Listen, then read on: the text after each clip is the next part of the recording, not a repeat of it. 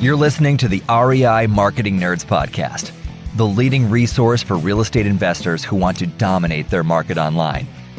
Dan Barrett is the founder of AdWords Nerds, a high-tech digital agency focusing exclusively on helping real estate investors like you get more leads and deals online, outsmart your competition, and live a freer, more awesome life. And now, your host, Dan Barrett.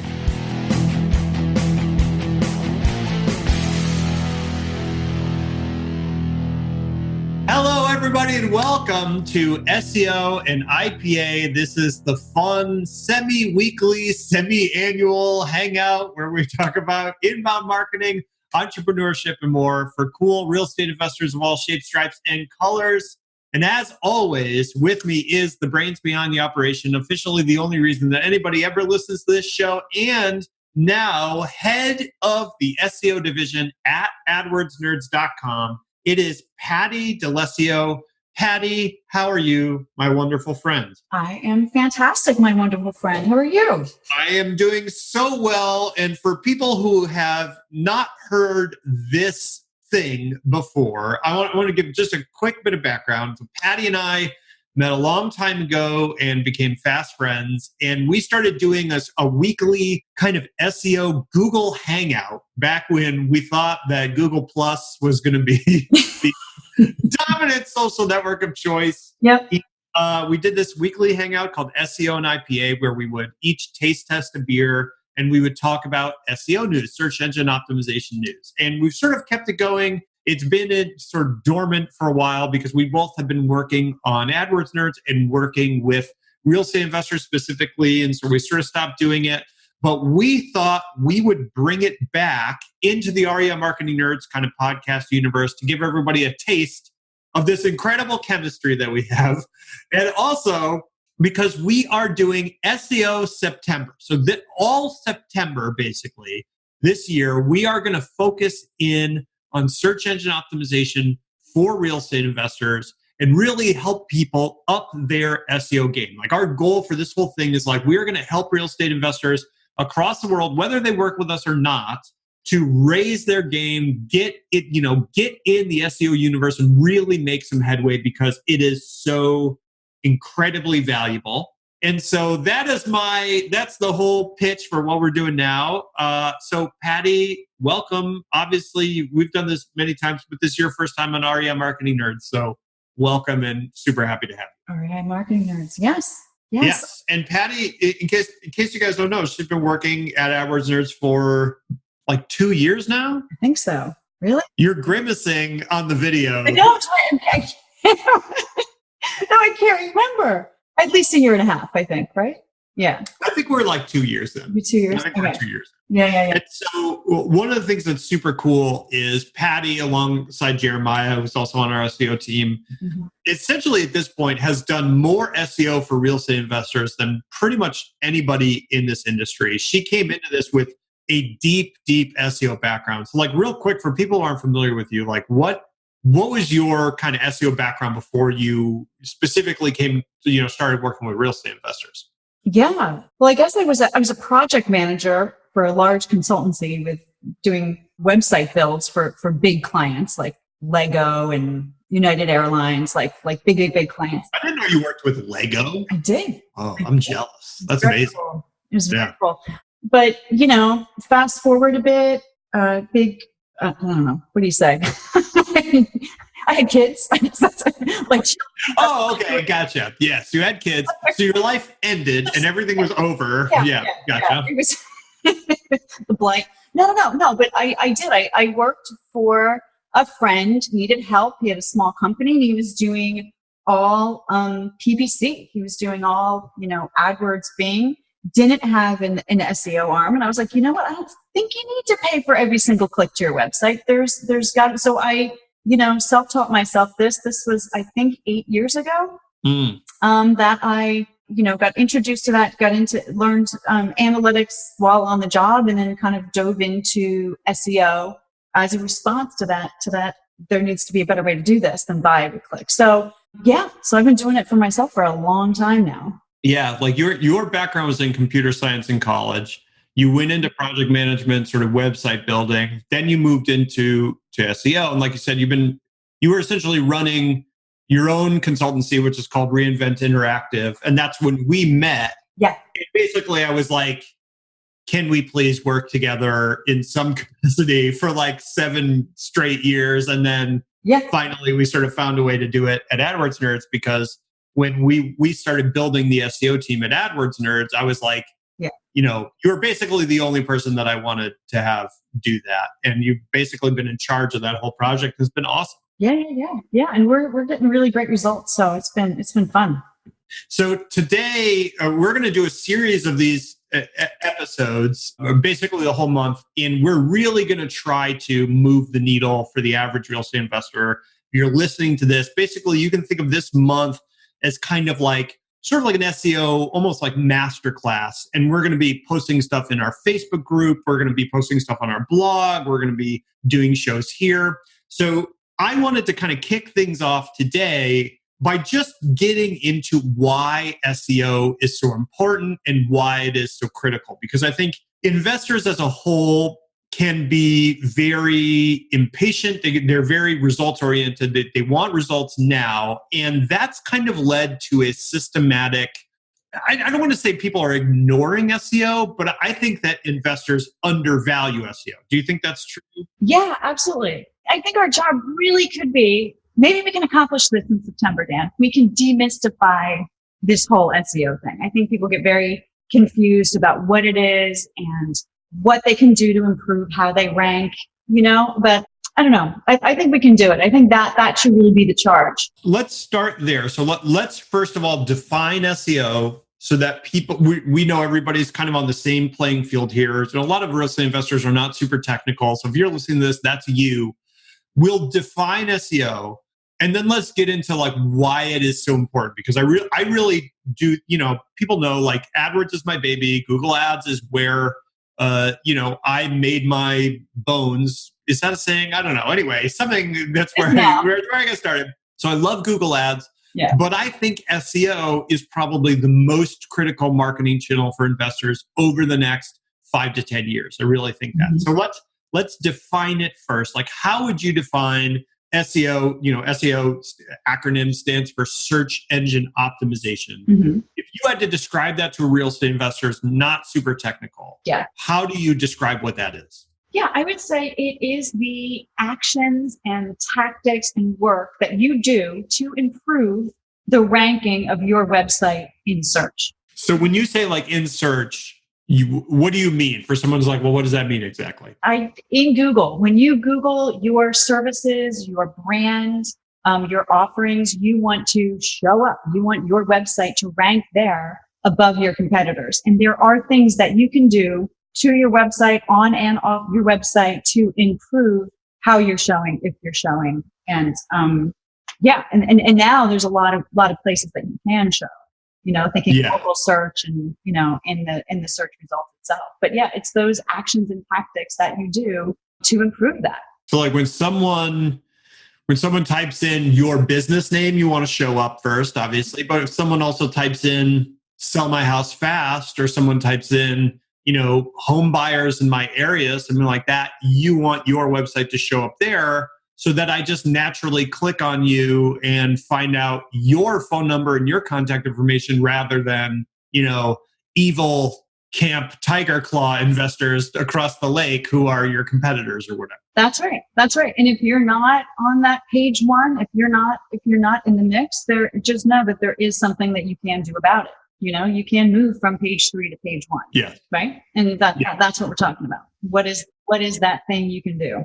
What is that stuff? So, and I would point out, so we're kind of transitioning now into why this is so important. Right. And one of the things I would point out, like I think people know this, but maybe they don't think about it, right? When someone finds you in Google or Bing or whatever, but I mean, mostly it's Google, right? We say Google, well, I don't say like, I'm going to Bing that later. Nobody says that, right? We don't say Google. So, when you decide to Bing something on your phone or whatever, and you type something in, and I click on your website, and then I contact you and sell my house to you because I found you, right? You didn't pay for my information. You didn't pay to get me on your website. You didn't pay for me to contact you. You don't pay for that lead. It's free, right? And so that's really the big kind of important thing to know about this is like contrast that with running Facebook ads or, of course, my beloved Google ads.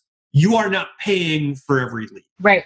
Yeah. And I think if you put yourself in the user's perspective, the searcher, I never really thought about it exactly like this, but it's almost like it was their choice to click you. This wasn't interruption marketing. This wasn't some marketing that they had to, move around or that was impressed upon them. That was, they're looking for an answer. They had a series of results and there was a choice to make on that page, right?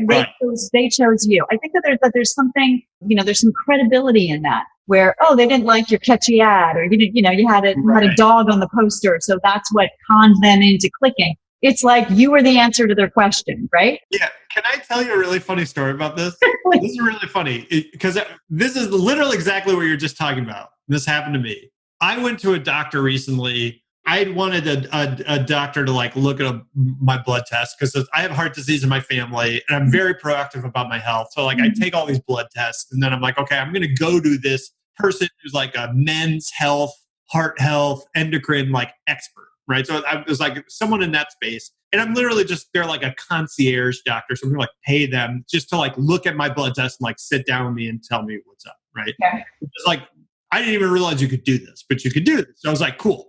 So I Googled, like men's health, heart, Connecticut, well, whatever I Googled. And I found this dude and I looked at his Google reviews and he had really good Google reviews. And I clicked on his website and, the website said kind of the right stuff. And, I Googled his name after that and didn't find anything that was like, this guy murdered my dad or anything, right? Like it was all sort of checked out. And I was like, cool.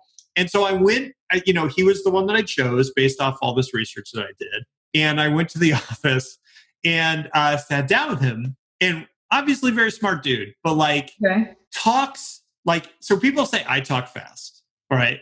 This dude talks really fast. And even said at one point in our session, he was like, I know that I come across as a little manic. I'm on the spectrum of like manic, so like bipolar, manic or whatever. Okay. Like a mile a minute. He's switching subjects like a million times. Like I'll ask a question and he'll like kind of not answer it. It'll take him like 10 minutes to like circle back. So I was like, I came away from it being like, and by the way, all the blood tests were fine. It was great. But I came away from it being like, he was like, we can keep working together on like a monthly basis if you want to be super, super proactive. And I was like, okay, I have to make that decision. I was talking about it with my wife and I was like, it's like his personality is kind of like, he comes across as like so hyper and like so manic. It's sort of weird. And she was like, oh, like, are you sure about this dude? Like, is this dude legit? Mm-hmm. And I was like, well, I did a bunch of research on him. Yeah. And I know he's legit. And then I thought about it and I was like, I didn't really do any research, right? All I did was Google it and be like, he has like 5 good reviews on Google and no like murder reports also on Google, right? But to me, in my head, I had totally vetted this. Yep. Know he's legit. Mm-hmm. Even though several things about him are like not the most legit thing in the world that I've ever seen, So it's really funny, like the impression that gives to you. So you imagine if you're a seller, you're a home seller, right? You're doing this big transactions, big deal. Yeah. Everyone's telling you you're going to get ripped off, right? If you sell to a real estate investor. And how do you solve the problem of not having a lot of information? Mm-hmm. You Google it. You just Google it and you read what you read and that kind of informs your opinion. So it really does skew how you think about that whole relationship. Right. Do you agree? No, you're right. I don't know. No. I know I just told this long story that like old is slightly, but it's on my mind. It's literally happened like 2 days ago. That's funny. So this it was powerful. I'm thinking about, choosing a doctor. There are other sites that can help you through that, right? Like, I know. Well, he shows up on like health grades. Okay. And like all fine. But this is all that stuff is SEO, right? Understanding where people review you and trying to get good reviews there. right?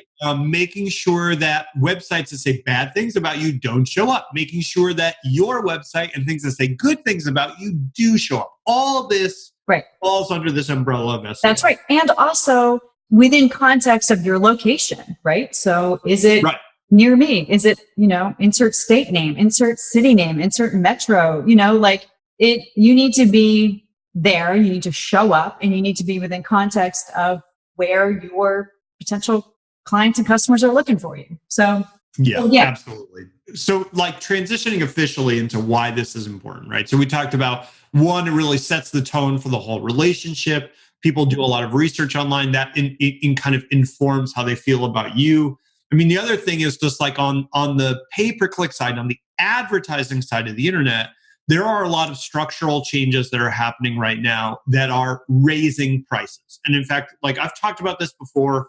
I've talked about this on this podcast. I've talked about this in the Facebook group, where prices for motivated seller type keywords have risen consistently every year since 2008. And I don't really foresee that changing.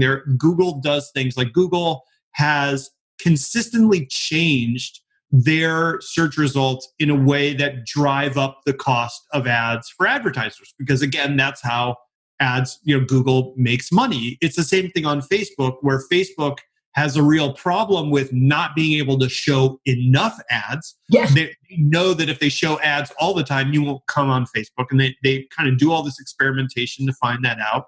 So they are systematically raising the price, per lead. And so structurally, if you rely on just paid traffic, and again, I love paid traffic, but it's if all you do is rely on that, your cost per lead is going to go up. And we are right now in a housing market where profit margins are slimmer. There are a lot more kind of thin deals going around because of the way that the housing market is acting right now. So it's you are being squeezed in multiple ways, and you never want to be just limited to a single marketing channel, right? That's right. That's what I was going to say. You're not going to just, pick one. Or, if the result page of Google is this big, you don't want to just limit yourself to right here. I mean, you could. But, you want to kind of show up, in the map pack. Oh, there I am locally. There's all my reviews showing up. There's my organic listing straight to my website. Yeah, you can list multiple things on a single page. And so you can even not just try to get the top spot, but take multiple spots away from your competitors. Yeah. Yeah. And we may talk about this. Here's a vocab word for the month of September.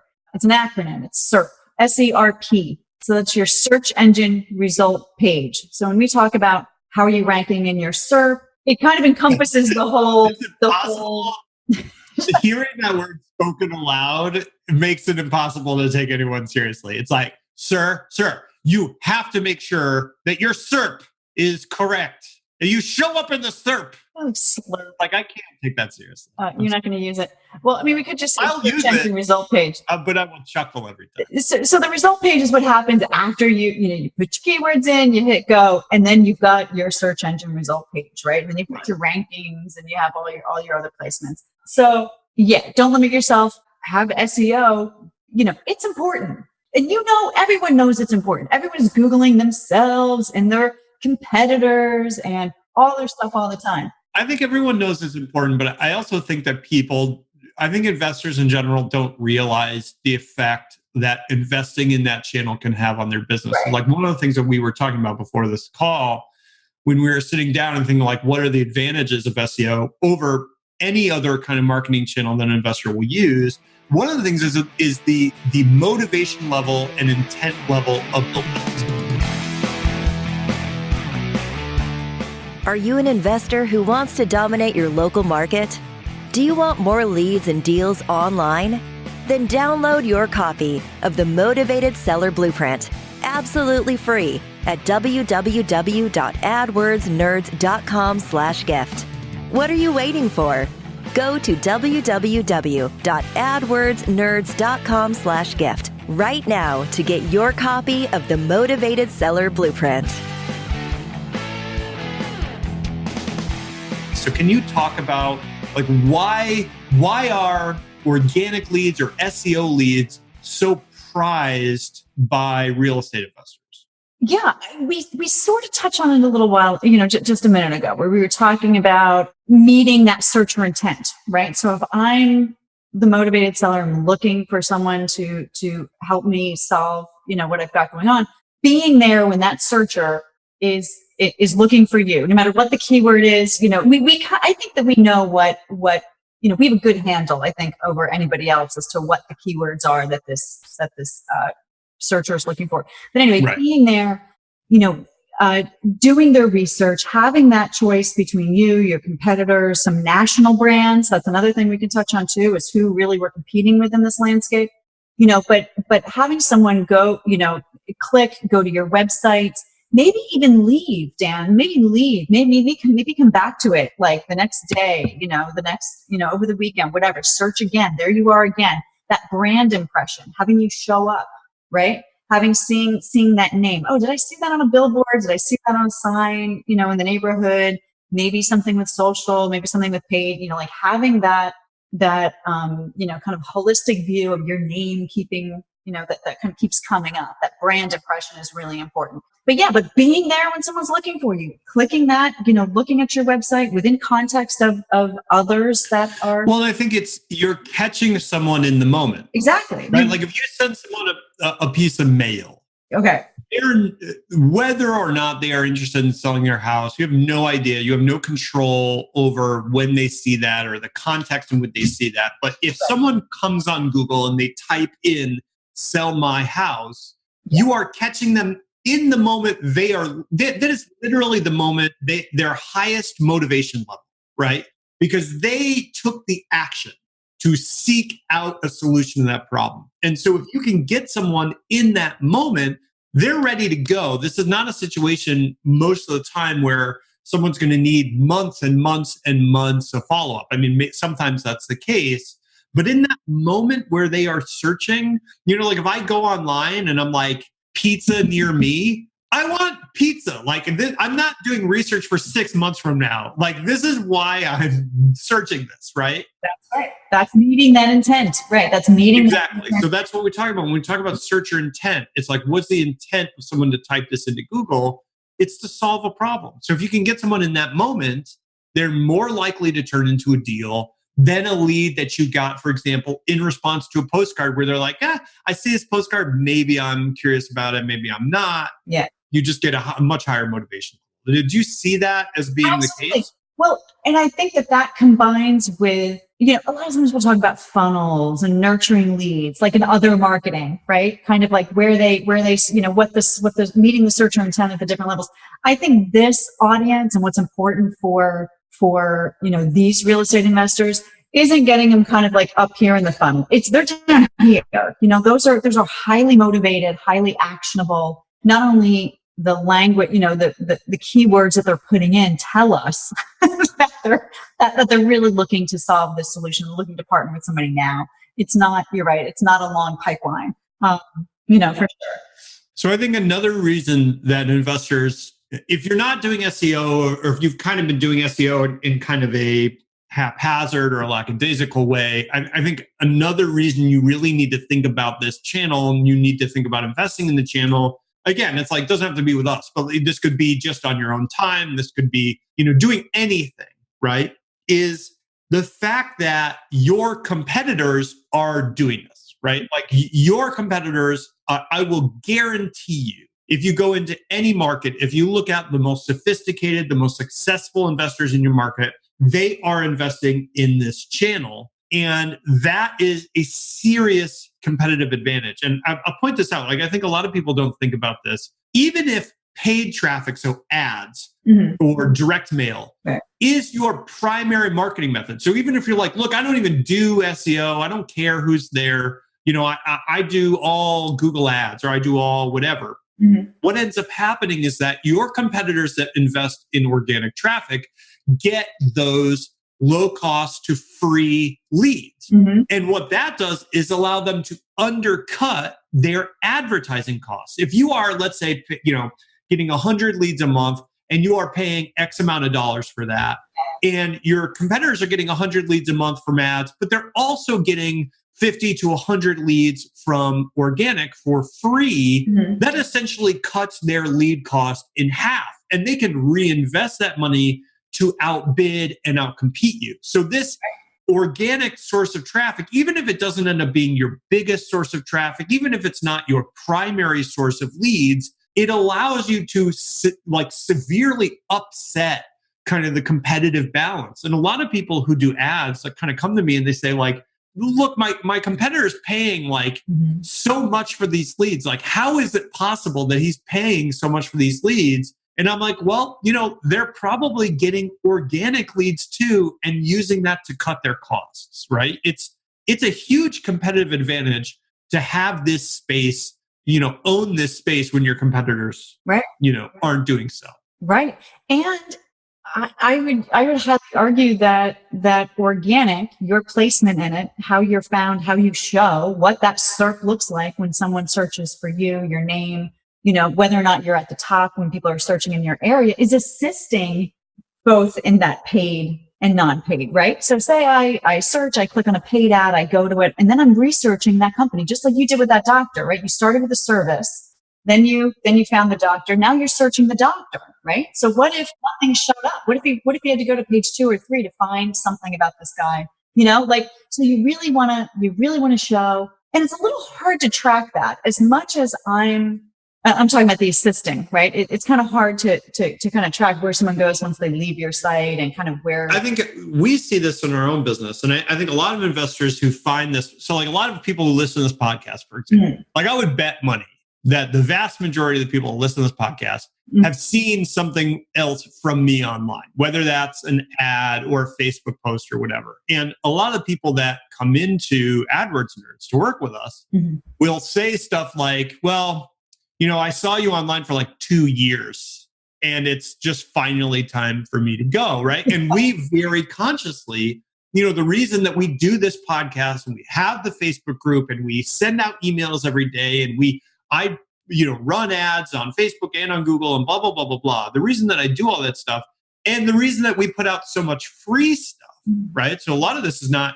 even sales pitchy stuff. It's just free content, free material. It's because I know if people see us everywhere, they will come to know, like, and trust me over time, right? If I constantly prove that I'm willing to deliver value, people will come to trust what I say. And so if I tell someone, hey, you're a good fit to work with us, they will believe me because I have a track record, right? And so very similarly, if a motivated seller is going online and they see you on Google, and then they see you on Facebook, then they see you and you send them a postcard, and then they see you on a billboard, and then you do a radio ad, and then you show up, you're outside their bushes in the middle of the night peering into their window, and they're like, oh, hey, that's that guy. Maybe not that, but there's a cumulative effect of all that. Those pieces add up to more than the sum of their parts. Is that kind of like what you would say? Yeah, absolutely. And when I said it's a little hard to track, I didn't mean very little of this is actually hard to track. If you do it right, you can track all of this, all the visitors, where they came from, where they were before they got to you, whatever. But it's nailing down that emotional trigger that caused that client to kind of choose you, right? So where were they exactly? Well, okay, so they saw the ad, they clicked this, they did that, they did this, they came to Google, they came in the door organically, whatever. So it's getting those touch points right. And making sure that your visibility, your brand impression, and everything is tight. That you're showing up. Yeah, you're kind of touching on this, but when we sort of mentioned it before, but all this ties into if you're doing direct mail, organic's a big part of that picture too. Can you talk about for investors that are primarily doing their marketing with direct mail, which is great? Like I always say, people expect me to not like direct mail. I think direct mail is an amazing marketing channel for investors. It's been proven over time, right? So if you are investing in direct mail, how does organic search, people going on Google, how does that affect that? Or do people go on Google and look up the postcards that they get? What is the connection there? I would imagine. What do you think? You know what I mean? If you were just, something came in the mail, something sounded too good, or is this real, or I need to get out of this house. This sounds like it's right for me, but it seems too good to be true. Aren't you? You're Googling that stuff. I would love to do a study, Dan. Imagine doing this where we send out the same number of postcards. One has a website and one has nothing to be found online, and see if that phone is ringing and if those leads are coming in. Wouldn't that be interesting? Yeah, I mean, I think it would be cool. I mean, I think you get a lot of people too that are searching for like, Dan Barrett home buyer scam. Yeah. And like stuff like that, right? Right. Well, that's true. Yeah. They're researching just like you did with the doctor, right? But exactly. I mean, I think it's everybody, especially as we start to get into the situation, which is where we are now, where the people that are primarily selling homes are primarily the younger boomers to Generation X, right? These are people that are very comfortable with the internet, very comfortable with the idea of Googling to find research on something and see if something's legit. And I think you just know that if you are sending out direct mail, you are getting people that are doing research on you or trying to figure out if you're legit, right? So it's the same thing. Like I Googled the doctor's name and checked out reviews and checked out the website because I'm like, is this legit? Like if I'm going to give my blood to some dude, right? Like I want to know, like, what does he do with it? You know what I mean? And you think about home selling where, like some people are just, they're in a situation where it doesn't matter and they're looking for any way out of it. But the hugest part, the biggest percentage of that market is going to need some kind of reassurance that you are not just some rando stealing their house, right? Exactly. And on top of that, if you think that through, what would somebody want to see on a website? This goes more to conversion rate optimization, but what would they want to see on that website? If they got this postcard, then they want to get they're researching you, they land on your website. Some of the tactics or some of the content on the site that could really push them over from just get them to fill out that form, to get them to take that action could be what? Some social proof. It could be some reviews. It could be some video testimonials where they're looking at someone that's in their same area, in their same location. It's mirroring them in their process and why they're motivated to sell. Like I think all of those sort of subtle touch points are what's gonna enable that lead to pull the trigger and pick up the phone or fill out the form. Yeah, absolutely. So I mean, I think we've kind of covered a lot just today. We talked about structural changes driving up costs. We talked about the higher intent of the leads. We talked about competitors taking a serious competitive advantage if you don't get in there. We talked about the effect of direct mail. We talked about the ecosystem effect of kind of being everywhere. I mean, we've talked about a ton of stuff. I think the main takeaway I want people to get from this, and remember, we're spending this whole month on this subject. We are going to get deep into what SEO is and how to do it well and how to get results from it. But the thing I want investors listening to this to take away is that this is a huge potential source of leads and deals. It is a massively important marketing channel. It affects everything else that you are doing. It is tied into everything. This is how people research, it's how people find information, it's how they solve problems. If you are not in this organic marketing channel, if you're not in Google, when someone types something in, if you are not doing SEO, you don't exist for the vast majority of people. And that is not a sustainable position for a real estate investor to be in as we get into 2020. I mean, literally we're going in the year 2020. Yeah. Like it's the future already. This is how the world works. Yeah. It's how the world works. So just I want you to just realize you don't have to spend a bunch of money. You don't have to spend a bunch of time, but have a plan, have something in place. And so over the next couple of weeks, Patti and I, we're going to get into this. We're going to help you develop this plan to make sure you are in this, probably the most important marketing channel of all for real estate investors going into the next 5 to 10 years. So Patti, you're amazing. As always, you are incredible. And you're going to be here for the rest of the month helping people do this. So I just want to say thank you. And I really appreciate coming to do this. And I'm very happy that this audience finally gets to hang out with you and spend some time with you. Yeah, great. Thank you. This is awesome. All right. Cheers, everybody. We'll be talking to you soon. Cheers.